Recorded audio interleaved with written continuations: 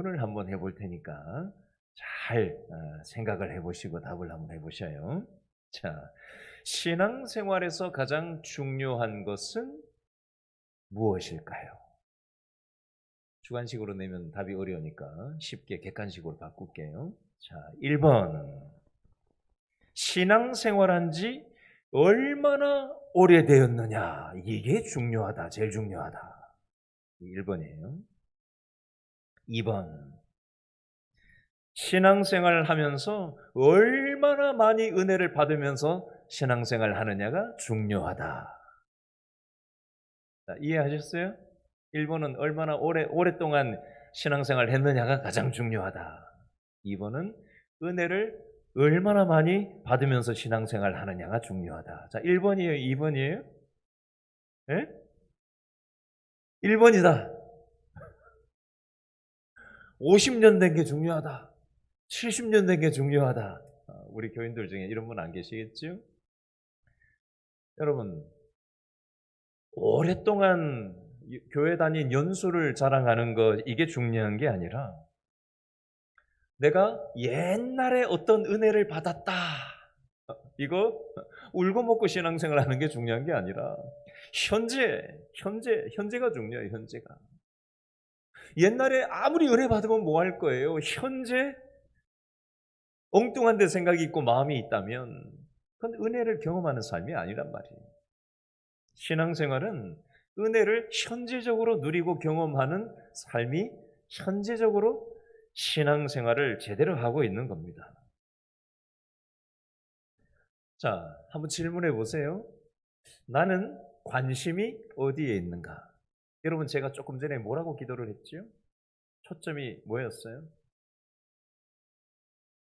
돈에 대한 기쁨, 자식으로 인한 기쁨, 세상의 어떤 성과와 업적과 이런 것에 외적인 것에서 오는 것들이 나를 근본적으로 기쁘게 할 수 있는 게 아니라 하나님과 얼마나 친밀하게 지내느냐, 말씀을 통해서 기도 생활을 통해서 순종하는 생활을 통해서 어떤 방식이 됐든지 간에 하나님과 친하게 지낼 때 주어지는 그 기쁨, 이걸 경험하면서 현지적으로 경험하면서 옛날에 말고요. 자꾸 옛날 얘기하지 마시고 30년 전에 어땠는데 이런 얘기하지 마시고 지금 내가 남 얘기하지 말고 내가 하나님을 경험하고 있나? 오늘 하나님을 경험했나? 지금 하나님을 의존하고 있나? 이거 없이 기계적인 신앙생활, 형식적인 신앙생활, 감격이 없는 신앙생활 하고 있는 건 아닌가? 한번 돌아봤으면 좋겠어요. 여러분, 은혜를 받으면요, 사단 마귀의 모습이 사라지고 예수님을 닮아가게 되어져 있어요.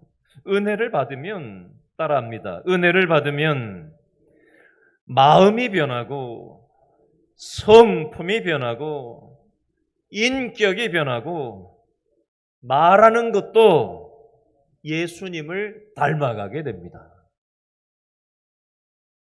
예수님의 마음, 예수님의 성품, 예수님의 인격, 예수님이 말하는 거, 예수님처럼 될 수는 없어요. 우리는 예수님처럼 우리는 죽었다 깨도 될 수는 없어요. 그런데 방향성이 예수님의 마음, 예수님의 성품, 예수님의 인격, 예수님이 말하는 걸 닮아가려고 용을 써야 되는 거 아니에요? 내가 태어나서부터 교회 다녔다. 우리는 몇 대째 신앙의 집안이다. 라고 하는데 그 사람이 말하는 걸 가만히 들어보면 저 사람이 말하는 걸 보니까 저 사람이 예수님 믿는 사람이 맞나? 교회에서 말하는 거 말고요. 교회에서 그런 척하고 얘기하는 거 말고요. 집에서 얘기하는 걸 우리가 봐야 그 사람의 진가가 나오는 거예요. 직장에서 돈 문제 걸렸을 때, 자존심 문제 딱 걸렸을 때, 이해관계 감정이 딱 맞물렸을 때 그 사람이 어떻게 생각하고 말하고 태도를 취하는지를 보면 그 사람의 진짜 모습이 나옵니다.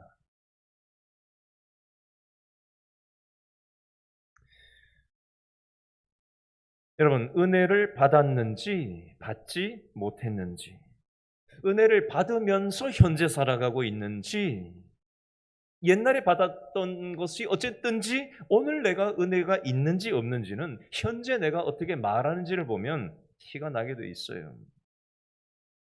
오늘 어떤 분들하고 제가 대화할 일이 있었는데 똑같은 상황이에요. 똑같은 상황인데 한 분은 주어가 내가 어쨌다 이렇게 얘기하더라고요. 그런데 바로 옆에 있던 분은 이렇게 얘기하더라고요. 그게 아니야. 하나님이 은혜 주신 거야. 이렇게 얘기하더라고요. 바로 옆에서. 무슨 상황인지 아시겠어요? 한 분은 내가 이걸 했다. 이렇게 얘기를 하고요. 똑같은 상황을 가지고 얘기하는 거예요. 오늘 제가 만난 분들 얘기예요. 또 한 분은 아니야. 하나님이 은혜 주셔서 그렇게 된 거야. 이렇게 얘기하시더라고요. 똑같은 상황을 놓고. 내가 했다? 아니야. 하나님이 했다. 똑같은 상황이에요. 근데 문제를 보는 관점이 다르고 말하는 게 지금 다른 거예요. 확연히 다르더라고요. 여러분, 우리가 행복하게 살려면 저를 따라해 주시기 바랍니다. 행복하게 살려면 마음 관리를 잘해야 됩니다. 무슨 관리를 잘해야 된다고요? 마음의 관리를 잘해야 된다. 오늘 제가 만난 한 분이 이런 마음이었다라고 저한테 얘기하셨어요. 목사님, 제가 교만한 마음이 있었습니다. 우리 교회 남자 성도님이 저한테 오늘 이렇게 얘기하셨어요. 몇 시간 전에. 목사님, 제가 교만한 마음이 있었습니다. 그때. 여러분, 우리가 행복하게 살려면 교만한 마음 가지고는 행복할 수 없어요. 사랑의 마음, 겸손한 마음, 깨끗한 마음을 가져야 행복해질 수가 있습니다. 여러분, 말 한마디가 사람을 죽일 수도 있고 살릴 수도 있다라는 표현이 잠언 18장 21절에 나와 있어요. 따라합니다. 죽고 사는 것이 혀의 권세에 달렸나니 혀를 쓰기 좋아하는 자는 그 열매를 먹으리라. 우리가 혀를 어떻게 쓰느냐에 따라서 그 열매가 자신한테 돌아간다라는 무서운 말씀입니다. 잠언 6장 1절 2절 말씀에 보니까 내 아들아 내가 만일 이웃을 위하여 담보하며 타인을 위하여 보증하였으면 내 입의 말로 내가 얽혔으며 내 입의 말로 인하여 잡히게 되었느니라. 자, 쉽게 얘기해 볼게요. 신중하게 생각하지 않고 다른 사람에게 보증을 잘못 서는 경우가 왕왕 있는데, 그래서 전 재산을 날리시는 분도 있고 또 큰 돈을 잃는 분들도 있습니다. 최근에 제가 아는 어떤 분이 친구에게 큰 돈을 믿고 신중하지 못하게 보증을 섰다가 수년 동안 고생해서 그 돈을 갚는 모습을 제가 봤던 적이 있어요. 잠언 6장 16절부터 19절 말씀에 보니까 하나님이 미워하시고 싫어하시는 마음이 6, 7가지 정도 있다라고 성경에 잠언 6장에 기록되어져 있는데 따라합니다. 교만한 눈, 거짓된 혀, 무죄한 자의 피를 흘리는 손, 악한 괴교를 꾀하는 마음, 빨리 악으로 달려가는 발, 거짓을 말하는 망령된 증인, 형제를 이간하는 사람. 자, 7가지 얘기했는데요. 자, 이 7가지 중에 나한테 해당 사항이 있는지 없는지 한번 점검해 보세요. 정신없이 따라 하셨는데, 자, 생각해 보세요. 첫 번째, 제가 얘기를 다시 해드릴게요. 교만한 눈이, 내 눈이 교만한 눈은 아닌가 생각이 들었어요. 무언가를 볼 때, 누군가를 바라볼 때 교만한 눈으로 바라보는 눈이 나에게 있지는 않는가? 그거 하나님이 기뻐하시지 않는다고 돼 있어요. 내가 말을 할 때 거짓된 말을 하고 있지는 않는가? 거짓말을 잘하진 않는가? 세 번째는 죄가 없는 자의 피를 흘리는 손을 내가 가지고 있지는 않는가? 악한 계교를 꾀하는 마음이 나에게 있지는 않는가? 악한 마음이 있지는 않는가? 빨리 악으로 달려가는 발이 나에게 있지는 않는가? 거짓을 말하는 망령된 증인 노릇을 하고 있지는 않는가? 일곱 번째, 형제 사이를, 사람 사이를 이간하는 행동을 내가 하고 있는 부분이 있지는 않는가? 한번 생각해 봤으면 좋겠어요. 자, 히브리서 12장 14절에 보니까 모든 사람으로 더불어 화평함과 거룩함을 쫓으라. 화평함, 거룩함이 없이는 주를 보지 못하리라. 무서운 말씀이에요. 성경에 무서운 말씀 많아요. 뒤집어서 얘기하면 하나님을 보고 경험하려면 어떻게 해야 된다는 얘기예요? 사람하고 화평하게 지내야 된다는 겁니다. 사람하고 화평한 관계가 인간관계가 화평하지 못하면 하나님을 경험할 수 없다는 소리예요. 내가 거룩하지 못하다면, 거룩한 삶을, 구별된 삶을 살아가지 못한다면 하나님을 경험하지 못한다는 얘기가 되기도 합니다. 내가 왜 하나님을 보지 못하고 체험하지 못하나? 내 인간관계가 뭔가 문제가 있다는 거고요. 하나님 안에서 내가 거룩한 삶, 구별된 삶을 살아가고 있지 못한 게 원인이라는 겁니다. 하나님한테 문제가 있는 게 아니라 나한테 문제가 있다는 거예요.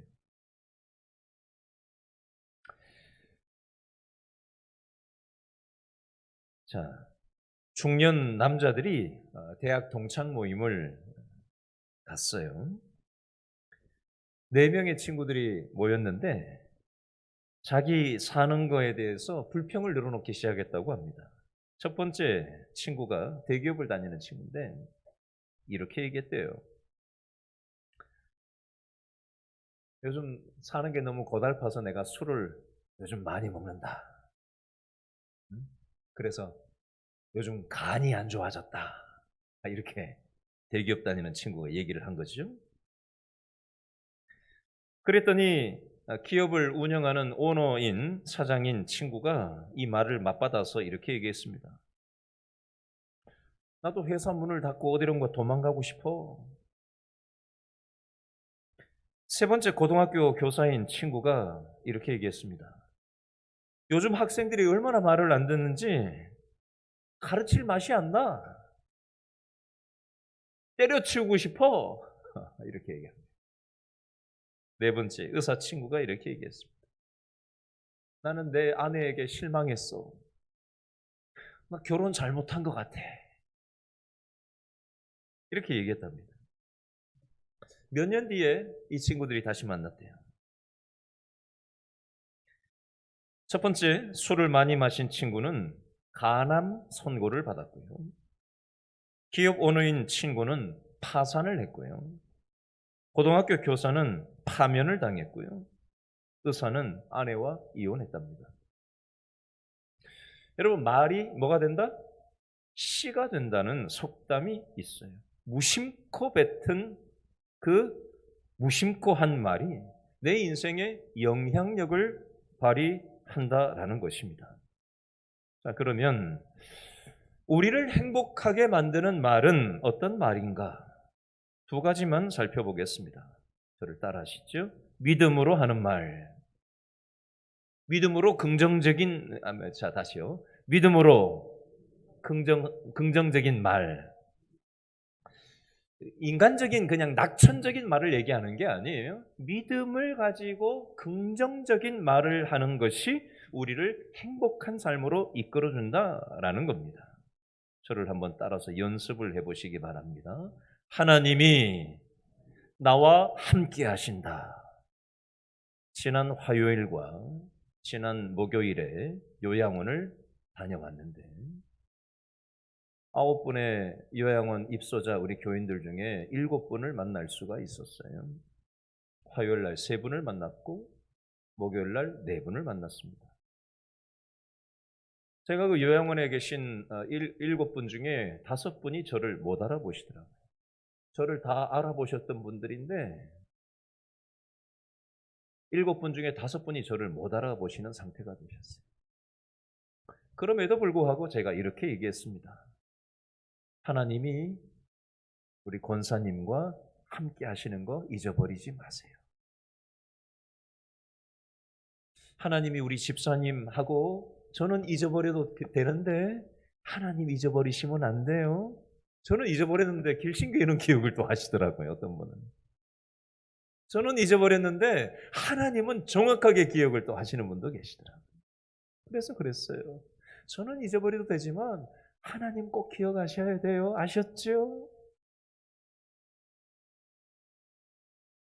여러분, 영적으로도 우리는 우리는 요양원에 있지는 않아요. 오늘 이 저녁에 금요영성 집회에 우리는 왔습니다. 그러나 하나님이 내 가정에 나와 함께 하신다는 걸 우리가 잃어버리고 살 때가 있지 않습니까?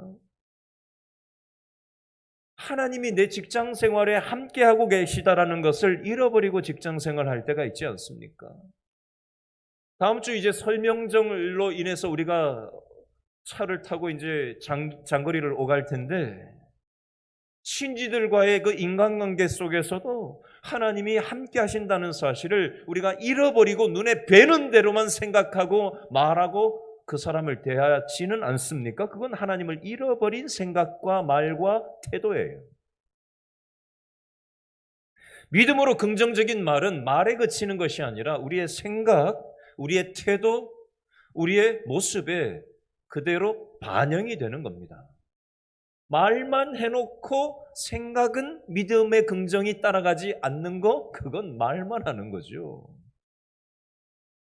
믿음의 생각이 따라가는 말이라 해야 되고요. 믿음의 태도가 따라가는 말이라 해야 됩니다. 한 번 더 저를 따라 하시겠어요? 하나님은 우리를 위해 모든 것을 다 준비해 놓으셨다. 다시 따라 하시죠. 3번째예요. 모든 것이 하나님 안에서 잘 될 것이다. 4번째입니다. 따라 하시죠. 하나님은 모든 것이 합력하여 선을 이루게 하실 거다. 주어가 항상 하나님이에요. 하나님이 나와 함께 하신다. 하나님이 우리를 위해 모든 것을 다 준비해 놓으셨다. 하나님이 모든 것이 잘 되게 해 주실 거다. 하나님이 모든 것이 합력하여 선을 이루게 하실 것이다. 내가 뭔가 준비하는 인생, 내가 잘해서 뭔가 변화시키고 내가 뭔가 어떻게 하겠다, 주어가 나인 인생이 아니라 하나님이 주어인 인생이 돼야 돼요.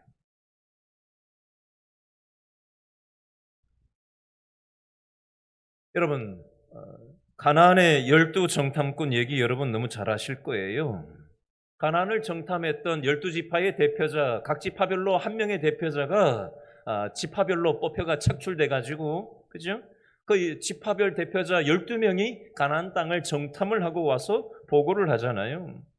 그런데 12명 중에 10명은 부정적인 믿음 없는 말로 보고를 합니다. 민수기 13장 31절로 33절에 보니까 저 사람들에 비하면, 가나안 땅에 사는 사람들에 비하면 우리는 메뚜기밖에 안 됩니다. 부정적인 믿음 없는 말을 합니다. 민수기 14장 1절로 4절에 보니까 그 얘기를 듣고 이스라엘 백성들이 영향을 받아가지고 모세, 아론 지도자들을 원망하면서 애굽으로 돌아가는 게 낫다. 신앙생활 안 할 때가 더 나았다. 애굽으로 돌아가자. 세상으로 돌아가자. 믿음 없는 부정적인 얘기를 하고 있습니다. 그런데 12명 중에 10명은 부정적인 얘기를, 믿음 없는 얘기를 하는데 2명, 여호수아와 갈렙은 믿음의 말, 긍정적인 말을 해요. 민수기 14장 6절부터 9절에 보니까 따라합니다. 하나님은 우리와 함께 하신다. 저들을 두려워하지 마라. 하나님이 나와 함께 하신다는 믿음이 들어차면 그러면 두려움이 빠져나가는 겁니다. 그래서 믿음의 말을, 긍정적인 믿음의 말을 할 수 있게 되는 것입니다. 미국의 툴사라는 지역에서 부흥사로 또 목회자로 사역하시는 오스본 목사님이라는 분이 있는데, 이 교회 성도들은 성도들끼리 만나면 이런 인사를 하는 것이 습관이라고 합니다. 영어를 한글로 바꿔서 제가 먼저 얘기할 테니까 여러분 따라하세요. 당신에게 좋은 일이 일어나고 있습니다.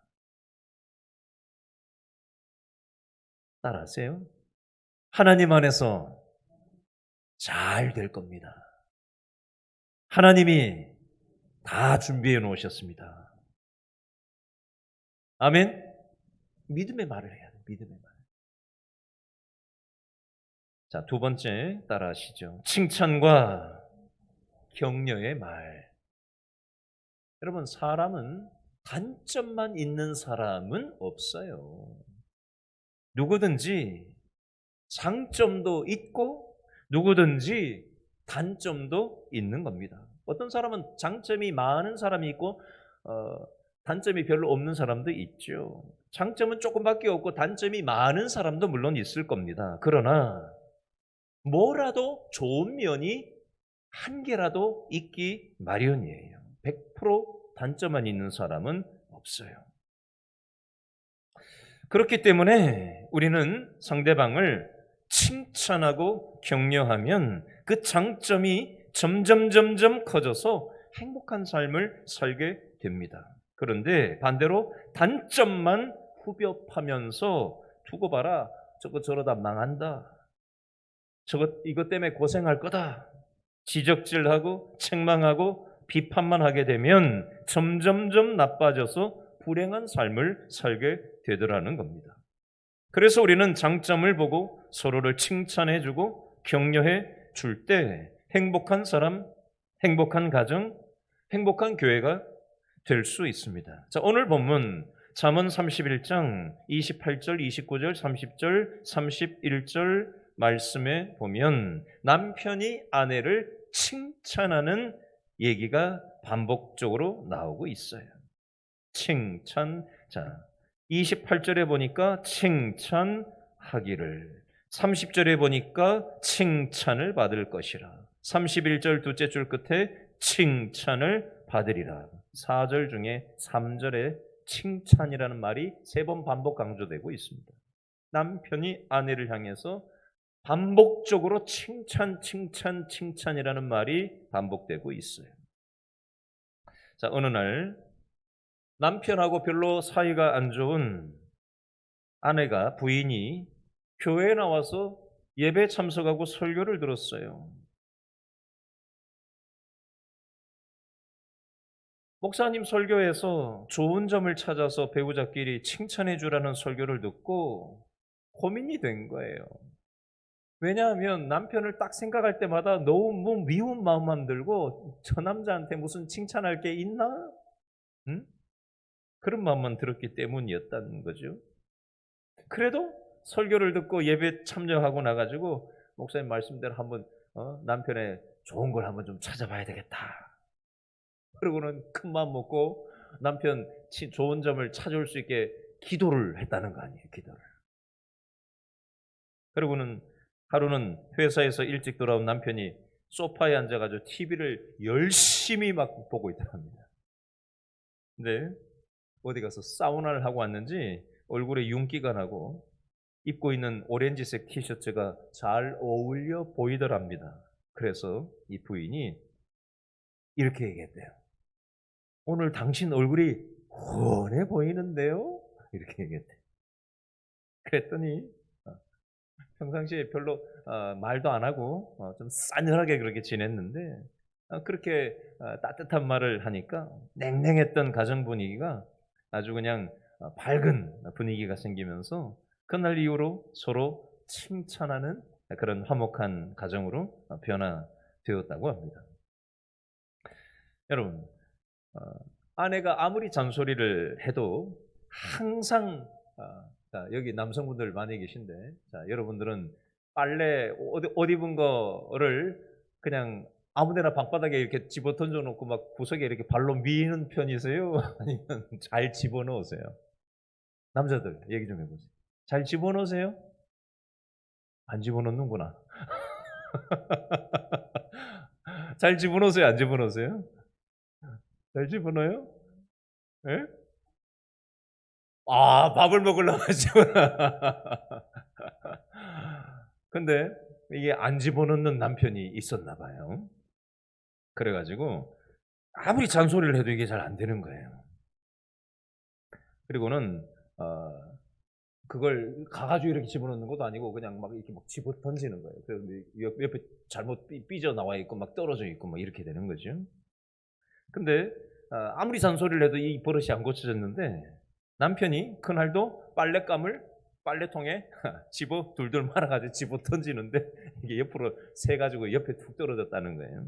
그때 부인이 이렇게 얘기했답니다. "슛! 골인!"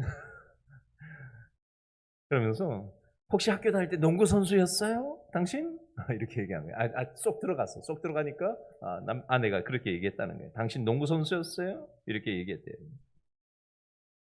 그랬더니 남편이 그 얘기를 듣고 너무 기분이 좋아 가지고 그다음 날부터는 농구를 하듯이 빨랫감을 이제 슛골이 들어갈 때까지 슛골인을 넣은 거예요. 그러니까 어 아내의 무심코 던진 칭찬 그 한마디가 골인이 될 때까지 이제 빨랫감을 던지니까 결국에는 골인이 되는 거잖아요. 쏙 들어가는 거잖아요. 그래서 남편이 즐겁게 빨랫감을 골인시키는 그런 좋은 분위기가 됐다고 합니다. 무심코 한 작은 칭찬 한마디가 사람을 즐겁게 그렇게 하도록 만드는데 잔소리 아무리 해도 안 고쳐졌는데 무심코 했던 칭찬 한마디가 그렇게 즐겁게 하게 만들더라는 겁니다. 자, 저와 여러분이 이제 다음 주에 설 명절을 시골을 가고 또 자손들을 만나고 부모님들을 만나고 형제들을 만나고 또 친지들을 만나게 될 텐데 만나서 우리가 이렇게 좀 얘기해 줬으면 좋겠어요. 자, 저를 한번 따라 하시죠. 사느라 힘들었지. 잘 될 거야. 내가 기도해 줄게. 그 말 한마디 좀 해봤으면 좋겠어요. 그 말 한마디 좀 해보면 좋겠어요. 제가 대학 동창 얘기를 자주 하는데, 어, 지난주에 대학 동창이 되게 지금 힘든 상황인데, 어떻게 밥을 함께 먹게 됐어요. 제가 그랬어요. 너 많이 힘들었겠다. 전화하면서 제가 그랬어요. 너 많이 힘들었겠다. 저를 만나러 와서 밥 먹으러 와서 밥 먹고 차 한잔 마시면서 또 그 얘기했어요. 너 많이 요즘 힘들겠다. 식당에서 밥을 먹는데 저보고 기도를 하라고 하더라고요. 자기는 기도를 안 할 테니까 너 혼자 하라고 그랬거든요, 저한테. 그래서 교회에 대해서 전혀 관심이 없을 줄로만 알았는데 마지막 헤어지기 전에 저한테 이런 얘기를 해요. 너네 교회에 나올까? 작년에도 제 새생명 축제 전도 대상자였거든요. 몇몇 사람들이 자기한테 교회 나오라고 하는 사람이 있는데 그 교회를 나갈까? 길신교회를 나올까? 지금 이러고 있어요.